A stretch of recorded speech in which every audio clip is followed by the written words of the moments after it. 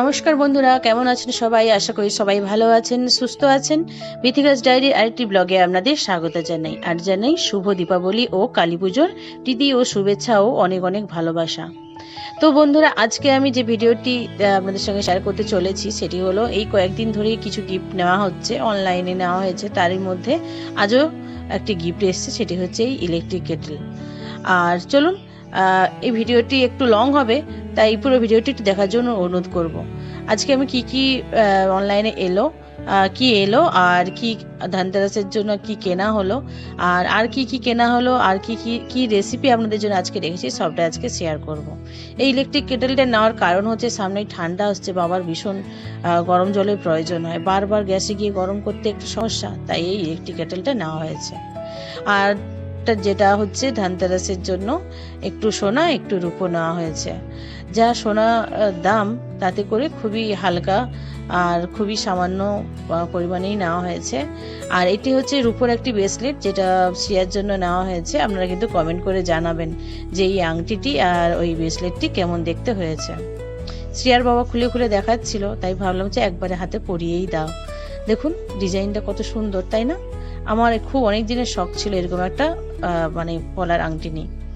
তো এইগুলোই ছিল ধনতেরাসের জন্য। তো আরেকটা যেটা হচ্ছে, সন্ধ্যে নাগাদ বেরিয়েছিলাম একটু বাজি কেনার জন্য। স্ত্রী কয়েকদিন ধরে ভীষণ বায়না করছে, সবাইয়ের বাজি কেনা হয়ে গেলে ওর হলো না, তাই একটু বাজি কিনতে এসছি। কত রকমের মোমবাতি যে উঠেছে।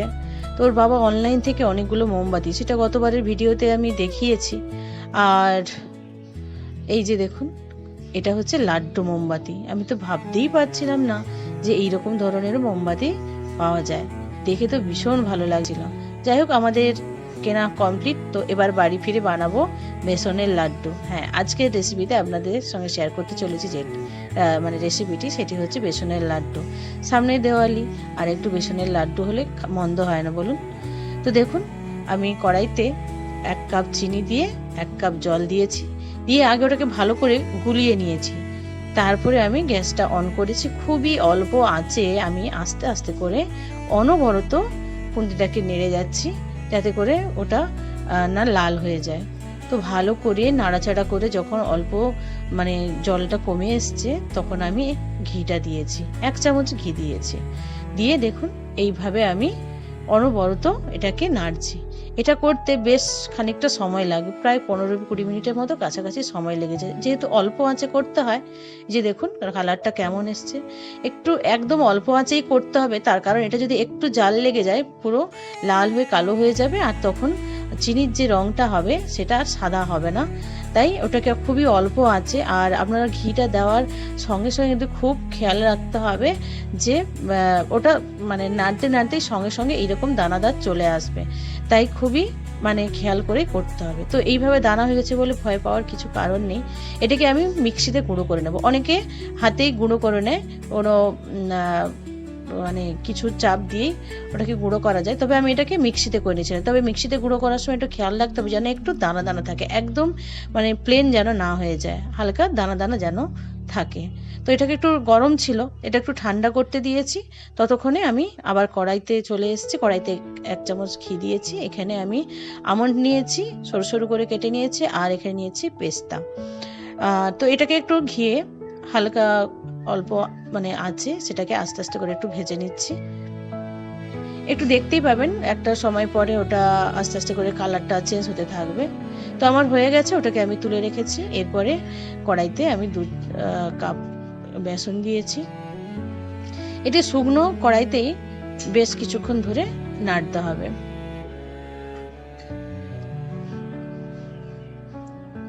যখন একটু কালারটা একটু চেঞ্জ হয়ে আসবে, তখন আমি এখানে প্রায় 2 চামচের মতো ঘি দিয়েছি। একটু অল্প অল্প ঘি দিয়ে এটাকে নাড়তে হবে। আমি ঘি দেওয়ার পরে বেশ কিছুক্ষণ নেড়েছি। যখন মনে হচ্ছে যে একটু শুকনো শুকনো হয়ে এসছে, তখন আমি আবারও 2 চামচ 3 চামচ করে এরকম করে ঘি দিয়েছি, দিয়ে আবারও নেড়েছি কিছুটা সময় ধরে। তবে সবটাই কিন্তু অল্প আঁচেই হবে, কোনো হাই আঁচে দিয়ে এটা হবে না, কারণ একদিকটা লেগে যেতে পারে, বা একদিকটা বেশি হলো আর একদিকটা কম হলো, এইরকম হতে পারে। তাই অল্প অল্প করে ঘি দিয়ে পুরো বেসনটাকে আমি বেশ কিছুক্ষণ ধরে আমি এটাকে নেড়েছি। আবারও শুকনো মনে হয়েছে, তাই আবারও ঘি দিয়েছি। এইভাবে বারবার অল্প অল্প করে ঘি দিয়ে দিয়ে আমি পুরো বেসনটাকে ভালো করে ভেজে নেব। বেশ, আমি দিয়ে দিয়েছি। এটাকে এবার আমি ভালো করে একটু ভেজে নিচ্ছি। আপনারা একেবারে প্রথমেই বেশি করে ঘি দিয়ে দেবেন না, দিলে অল্প অল্প করে দিয়ে অল্প অল্প করে ভেজে বেসনটাকে রেডি করতে হবে। ওদিকে আমি চিনিটাকে মিক্সি গ্রাইন্ডারে আমি গুঁড়ো করে নিয়েছি, আর আমি এখানে 5টা এলাচ গুঁড়ো করে দিয়ে দিয়েছি। এলাচের গন্ধটা দিলে বেশ ভালোই লাগে। তো এরপরে আমি যে ভেজে রাখা আমন্ড আর পেস্তাটা ওটাও আমি দিয়ে দিলাম, দিয়ে পুরো বেসনের সঙ্গে ভালো করে ওটাকে মিশিয়ে নেব। ভালো করে একটু খুন্তির সাহায্যে যেগুলো ডালা ভেঙে থাকবে সেগুলোকে একটু ভেঙে ভেঙে নেব। এমনি করেই আমি একটু সময় হাতে নিয়ে একটু করতে হবে। এরপরে আমি অল্প দুধ দেব, দিয়ে এটাকে আমি আবারও নাড়াচাড়া করব।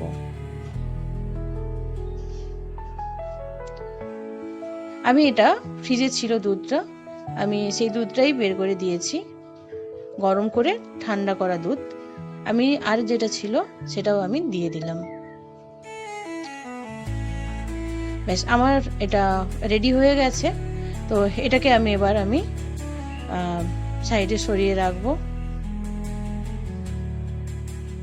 গ্যাসের ওভেনের যে দিকটাতে আমি কড়াইটা বসিয়েছিলাম ওই দিকটাতেই ওই তাপের ওপরে থালাটা রেখে ওর মধ্যে আমি বেসনটাকে দিয়ে দিলাম। বেশ গরম তখন, একটু ডালাগুলোকে একটু ভেঙে নেওয়ার চেষ্টা করছি। এরপরে ওর মধ্যে আমি চিনি গুঁড়োগুলো দিয়ে দিচ্ছি।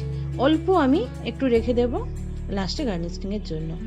তো আমি দিয়ে দিয়েছি। তো এটাকে আমি এবারে ভালো করে মিশিয়ে নেব। যে গরম আছে আর যে তাপটা আছে থালার নিচে, ওই তাপেই চিনিটা অনেকটা নরম হয়ে যাবে, আর লাড্ডু বানাতেও কোনো অসুবিধা হবে না। দেখুন, আমি এইভাবে মাখিয়ে নিয়েছি। কিছুক্ষণ আমি এটাকে রেখে দেবো। তারপরে দেখুন, ঠিক এই রকম দেখতে হয়েছে। এখানে ভয় পাওয়ার কিছু কারণ নেই। এরপর যখন আবার ঠান্ডা হবে ওটা শক্ত হয়ে যাবে। তো এরপরে আমি একটু ঠান্ডা হওয়ার জন্য ওটা আমি একটু রেখে দেব। আমি হাত দিয়ে একটু ম্যাশ করে নেওয়ার চেষ্টা করছি, একটু বিছিয়ে বিছিয়েও দিচ্ছি যাতে করে একটু তাড়াতাড়ি ঠান্ডা হয়ে যায়। বেশ গরম, তখন হাত দিতে পারছিলাম না। 5 মিনিট পর এরপরে আমি হাতের মধ্যে একটু ঘি বুলিয়ে নিয়েছি। এবার আমি একটু একটু করে নিয়ে, আপনারা যেমন সাইজ করতে চাইবেন, মানে লাড্ডুর সাইজটা অনেকটাই বড় হয়, আমি এখানে একটু ছোট ছোট করেই বানিয়েছি। দেখুন দেখুন দেখতে কেমন হয়েছে। তো বন্ধুরা, যদি আমার এই রেসিপিটাই বা আমার এই ভিডিওটি আপনাদের ভালো লেগে থাকে অবশ্যই কিন্তু কমেন্ট করে জানাবেন, আর যারা নতুন অবশ্যই সাবস্ক্রাইব করে আমার পাশে থাকবেন। আর আপনারা ভালো থাকবেন, সুস্থ থাকবেন। তো এরপরে আমি লাড্ডুর মধ্যে একটু সেই চিনি গুঁড়োটা একটু দিয়ে দিচ্ছি, একটু যাতে দেখতে ভালো লাগে।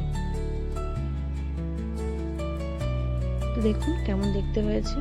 তো আজকে এই পর্যন্ত, দেখা হবে পরবর্তী একটি ভিডিওতে। ভালো থাকবেন।